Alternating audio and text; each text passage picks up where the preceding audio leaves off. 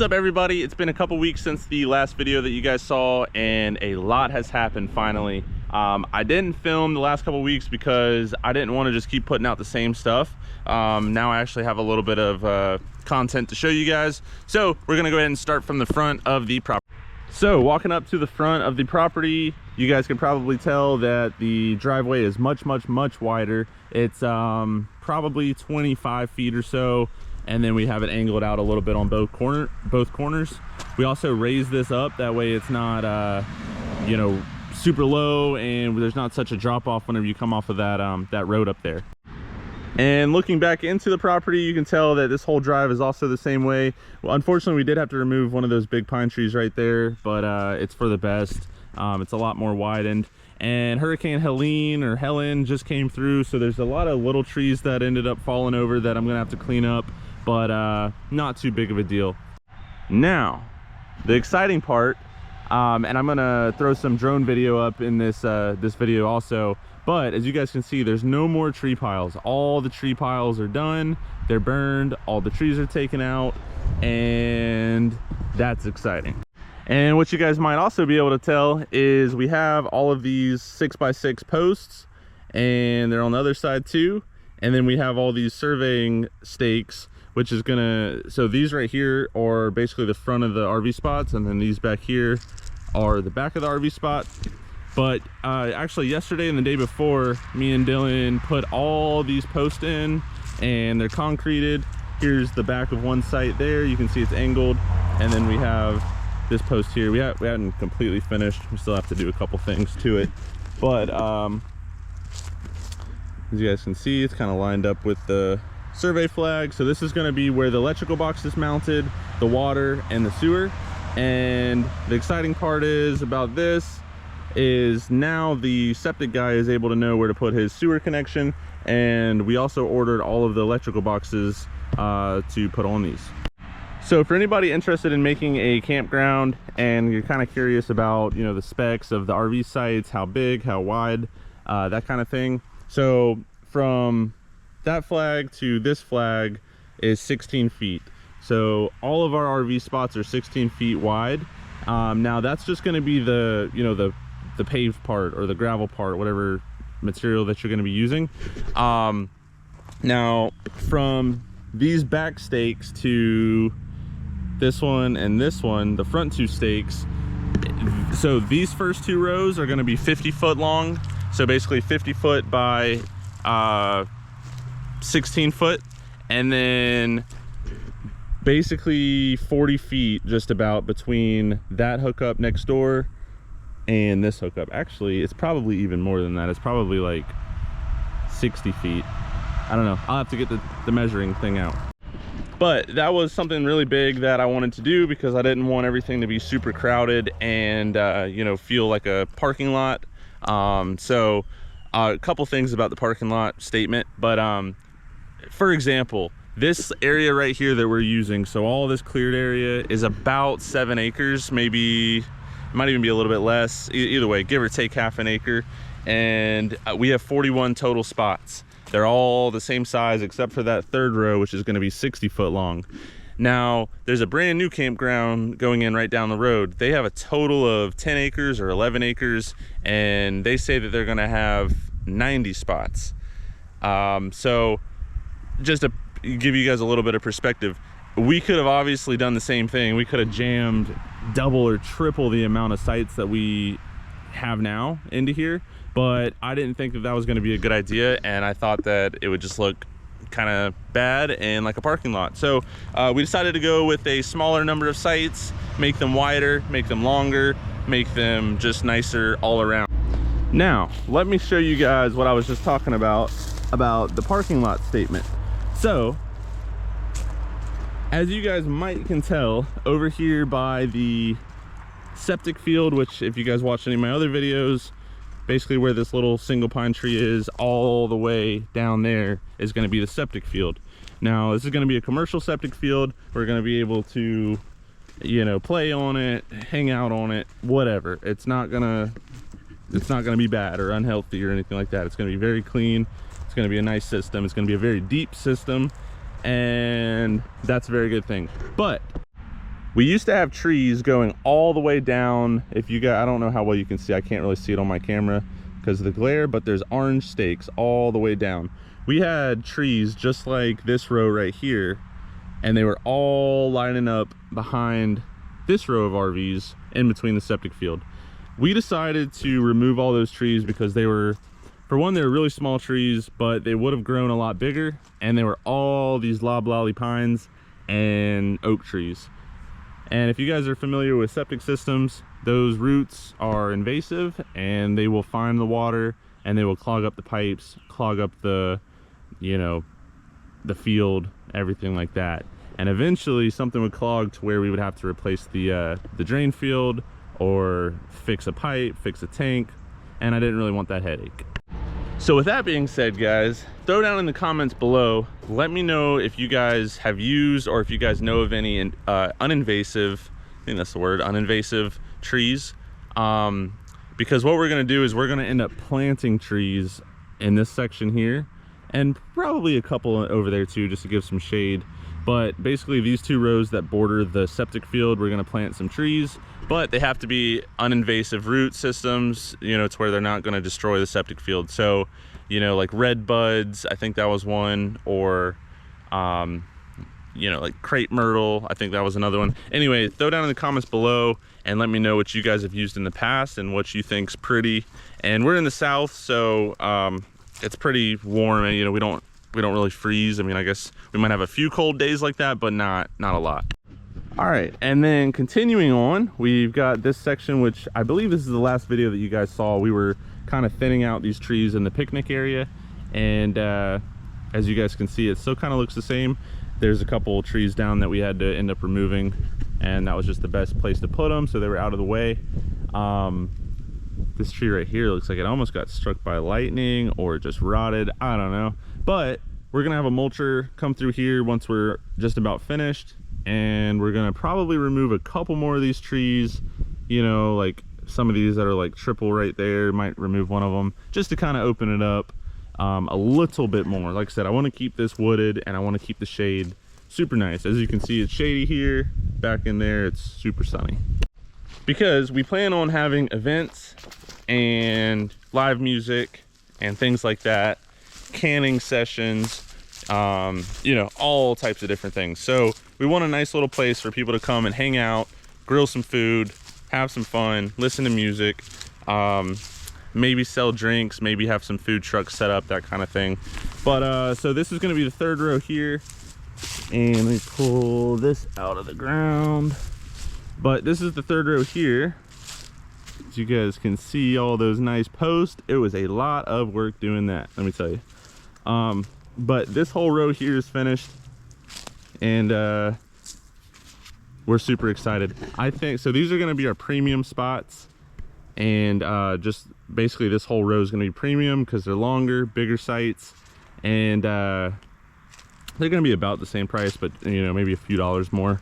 But I'm probably going to pick maybe this corner spot because it's butted right up to these little woods, and I think that'll be a nice spot. But really, any of these spots are going to be nice, big, spacious, and good. Now, if you guys remember, there was a big hill right here. Whenever I was clearing all this land, I talked about it. But basically right behind the excavator, there's a big hill, and then it leveled off pretty much with the rest of the property. We took that hill, shaved it off, and we filled it here because this was a low spot and it got a lot of water. And still a little soft. Like I said, we just had Hurricane Helen come through, but we got that kind of taken care of. We just have to kind of finish it and smooth it up. Now over to the right, you guys never saw, I don't think, right in there is going to be the septic lift station. So everything drains down the main line to the lift station, lift pump, and then it pumps it to the septic field. Now over here is going to be the commercial well, and that's going to go right there. We'll probably have like a little fence around it, and that's pretty exciting because then we'll have water. I was going to say free water, but it's definitely not free. Now down here is one of my most favorite spots of the property because we're going to have a nice big pond, and what you see right now is definitely not finished. It's definitely not as big as it's going to be, and definitely not as deep as it's going to be. But my guy that was doing the work had to hurry because the surveyor was coming the next day, and there was a lot of burnt coals and stuff, you know, hot coals. And so he just ended up digging a little bit bigger, putting everything there. That way it didn't start a fire during the high winds of Helen. But basically this tree line is going to be the pond. It's going to be nice and big with a nice like shoot off or leg coming out of it there, and about to right there. And if I remember, if I can check this camera, we do have deer, and I'll show you guys where I've been setting this corn out. But yeah, we have some bucks, we have a family of doe, and it's really cool. So here's where I put all the corn out, and as you guys can see, they are eating it. They're not eating it as fast as they once were, so I don't know if I need to, well, I guess they are. Let's check the camera. This will be real time. 123 videos. I just put this out just a few days ago, so I guess that's not bad. But there were a lot more. We had at one time like 400 videos. So I don't know, maybe I need to switch it up, put some different corn out, who knows. Or maybe they don't like that we were messing with the pond, because that was actually the last thing that we did.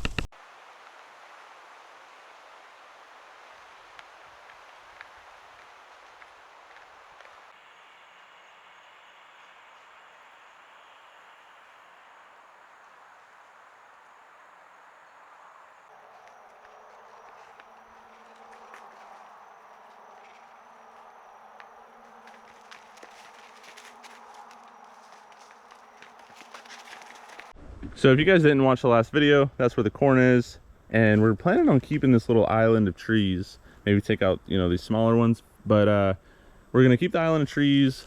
This will be water around it, and then there'll be a trail that cuts through here, which I already have a trail back in there that you guys have seen if you've watched my videos. This was like the first little test pond area, and it definitely went down a lot, but we didn't get a ton of rain whenever the hurricane came. It was really just winds and that kind of thing. So I'm not surprised that that didn't fill back up, but it is good to see that there is water still in it. And that's probably about, I don't know, 4 feet down or so.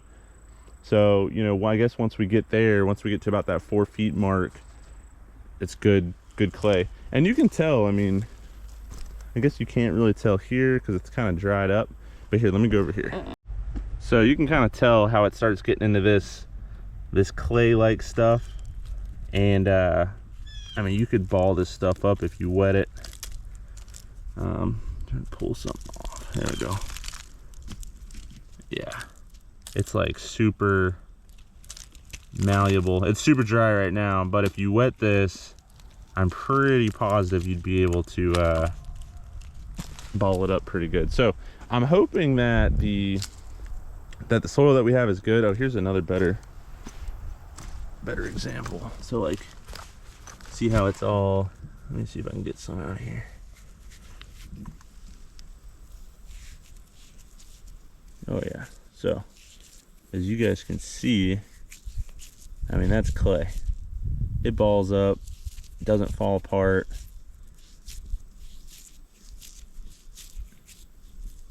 It's almost like Play-Doh. So I think that we have good stuff here. I think that this was mainly just evaporation because it was full, and then it took about 3 weeks for it to get down to this level. Now you can also throw down in the comments, let me know if you guys think that that's normal evaporation. But I mean, for a small little test hole, and it's not very deep, I didn't think that that was too bad. But yeah, let me know what you guys think. But anyway, yeah, this is all the kind of the debris. He's gonna sift through this and then light another fire in here to burn up as much as he can, and then whatever he can't get out of here, he will burn. But anyway guys, let's go ahead and walk back to the front, and I'm gonna show you a couple more things. So some more exciting news. Our septic installer is supposed to start in 2 weeks roughly. 2 to 3 weeks. And so that'll be exciting. He said if it's just him working, it'll probably take a month, but if he has his whole crew out here, it'll probably take 2 weeks to finish. And then he's going to be doing the septic system and then all the hookups to each site. And then I've signed the contract for the well service, or the well company, to come out here and drill the well. And so I'm just waiting to see when they can put me on their schedule, and hopefully that's going to be pretty soon too. Yeah, so what we're gonna do now, guys, is go up here to the front row, and I need to put a flag where the septic guy is going to be putting the sewer clean out for each of the RV spots. So here's the flags, and we're just going to measure 2.5 feet off of the post and then put one of those flags in the ground, and then that's going to mark where that septic hookup is. Now this right here we just got yesterday, and this is going to be basically everything from the transformer to the power pole by the road. And it's just 2-inch conduit, and then we have a couple 90s and then some glue, and then they did request one 10-foot stick of galvanized pipe going up the power pole. So, and then also a pull string be put into the conduit. So I'm gonna be doing all that here in the next, probably, I don't know, before the end of the month. And essentially we just have to trench it in, put all the conduit, run the pull string, and then we should have our power. So obviously we still have to run all the interior wires.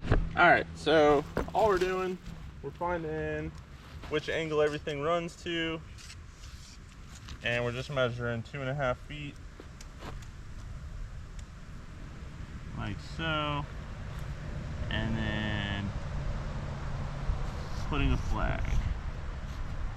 So it's as easy as that. So now I just go all the way down the row, and we're gonna set them all at 2.5 feet.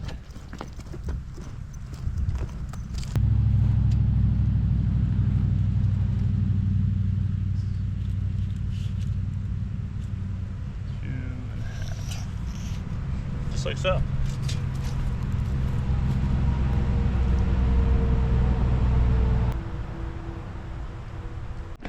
All right, and just like that, all of them are put in.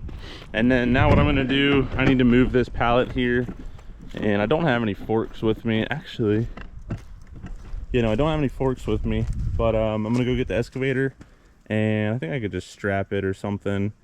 And we just need to bring it down there to the corner where the trench is gonna be going in. This has been a good machine. It's a 2021, it's got almost 400 hours on it, so it's still new basically, but I put probably 150 hours on it since I've had it, and she's been a good machine. I would definitely buy another one. But I will say the last couple weeks I've been working just like outside, not in the machine, and I definitely took the air condition and the cab for granted, because you know, the sun's kept off of you, you've got nice cold air, or heat if it's cold, and there's no gnats. That's the big thing. The gnats here are insane right now. So anyway, yeah, I definitely took it for granted, but it makes me happy whenever I get back in it.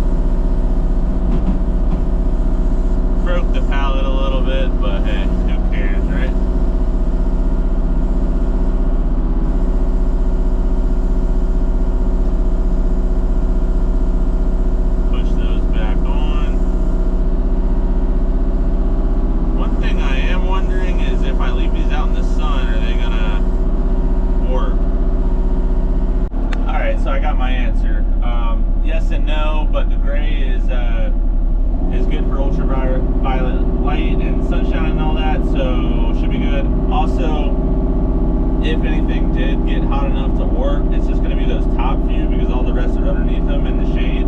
So I think we're good. So yeah, I'm not going to worry about that. But yeah, that's where it needs to be, out of the way. I got a few little pieces of plastic down here that I need to pick up, and then I'm going to put this excavator back. See, this is the nice thing about having equipment. Like, you never know when you might need to do something. Same with like a tractor and anything like that. So I don't know. I threw around in the last video, you know, possibly selling this whenever I'm finished with the trenching, but it's just so useful, and I'm always going to have cleanup to do. I could always buy like a mulching head, or not a mulching head, but a like a brush cutter head. That way I can mow the pond bank and stuff. So I don't know. I'm gonna see. I'm probably just gonna end up keeping it. I think it's probably the best bet, and it's a good machine so far. So. Well, she's back where she belongs. But anyway, guys, this is going to be the end of this video. Hope you guys enjoyed the update. Sorry it was a little bit longer or later than normal. But yeah, hopefully in the next couple weeks we're going to have the septic system started, and I can kind of film some of that. And yeah, everything's kind of starting and going along now. All the trees, all the burning's done. So I don't want to say home stretch, but we're definitely making progress now, and I can see the light at the end of the tunnel. But yeah, guys, I'll see you in the next video. Peace.